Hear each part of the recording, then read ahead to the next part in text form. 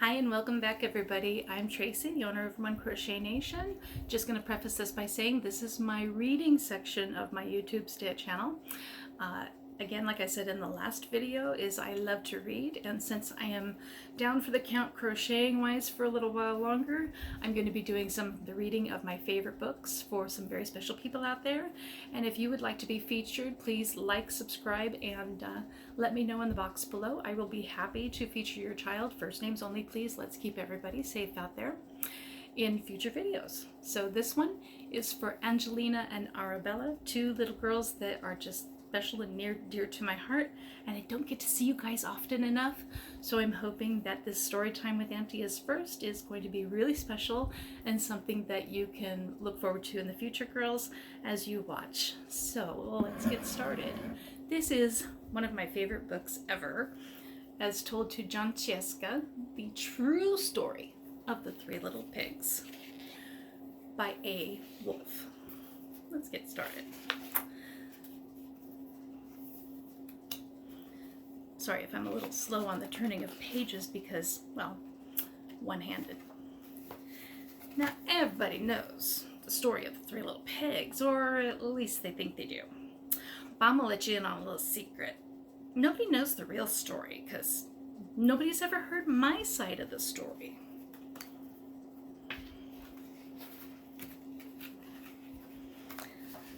Now, I'm the wolf, Alexander T. Wolf. You can call me out. I don't know about how this big old bad wolf thing got started, but it's all wrong. Maybe it's because of our diet. Hey, it's not my fault that wolves eat cute little animals like bunnies and sheep and pigs. It's just the way we are. If cheeseburgers were cute, folks would probably think that you were big and bad too. I think that's true. But like I was saying, this whole big bad wolf thing is just all wrong. The real story is about a sneeze and a cup of sugar. And this is the real story. Sounds good so far, right, everybody? So, way back in Once Upon a Time, I was making birthday cake for my dear old granny. And I had a terrible sneeze and cold. I ran out of sugar. See, I'm baking. Ran out of sugar. So, I walked down the street to ask my neighbor for a cup of sugar. Now, this neighbor, he is a pig. And he wasn't too bright either.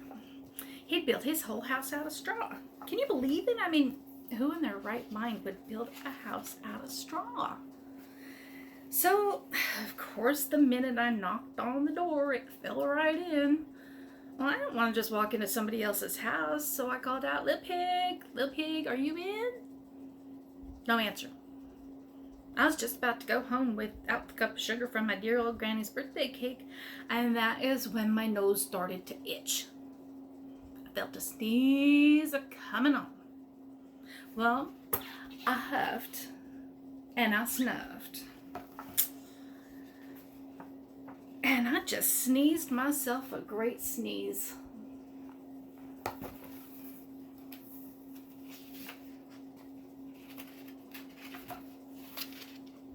Sounds about right. My apologies for the turning of the pages, guys. Sorry.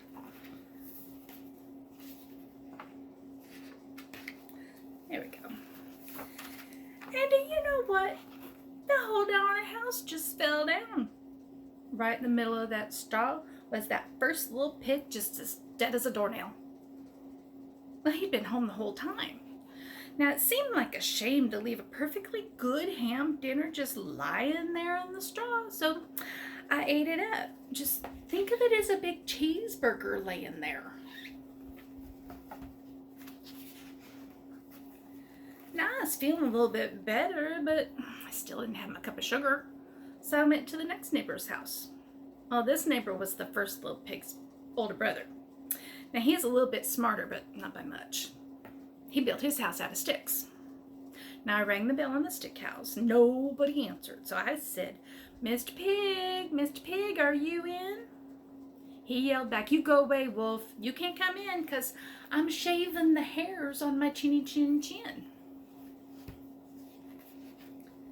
Well, I had just grabbed the doorknob when I felt myself another sneeze coming on. So I huffed and I snuffed and, well, I tried to cover my mouth, but I sneezed myself a great sneeze. And you are not going to believe it, but this guy's house fell down just like his brother's. And when that dust cleared, there was that little second pig just as dead as a doornail. Wolf's honor.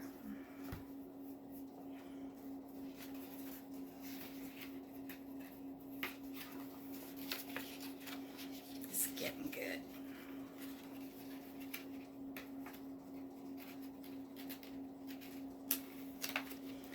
Well, now you know that food will spoil if you just leave it out there in the open. So the only thing I could do was what I could do. I had a second dinner. Think of it like a second helping. But I was getting awfully full, but my cold sure was feeling a little bit better, and I still didn't have that cup of sugar from my dear old grandma's birthday cake. So I went on to the next house. Now this guy was the first and the second little pig's brother. Now he must have been the brains of the family because he built his house out of bricks. Now I knocked on that brick house and no answer, so I called out, Mr. Pig, are you in?" And you know what that rude little porker answered? He said, "Get out of here, Wolf, don't you bother me again." Well, talk about impolite. He probably had himself a whole sack full of sugar laying there, and he wouldn't give me even one little old cup from my dear sweet old Grammy's birthday cake. What a pig! I was just about to go home and maybe make myself a nice birthday card instead of that cake when I felt that cold coming back on. So I huffed and I snuffed and I sneezed once again, but then that third little pig yelled out, "And your old grandma can just go sit on a pin." That was rude.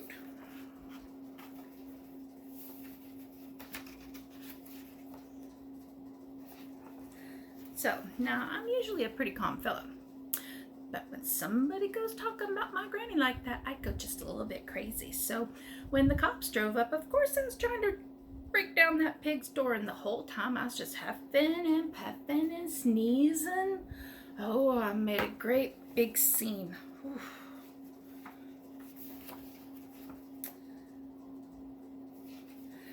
So the rest, as they say, is history. News reporters found out about them two pigs I had for dinner, and they figured that a sick guy going to borrow a cup of sugar, he just didn't sound very exciting at all. So they jazzed up that story with all that huff and puff and blow your house down, and they made me the big bad wolf. That's it. The real story. Here it was. I was framed. I was. But maybe you could lend me a cup of sugar. I just love that story. How about you guys? If you like it, make sure that you like and subscribe. I'm here on YouTube as well as Instagram and Twitter at One Crochet Nation. And thank you for joining me. I will see you all again soon. Bye.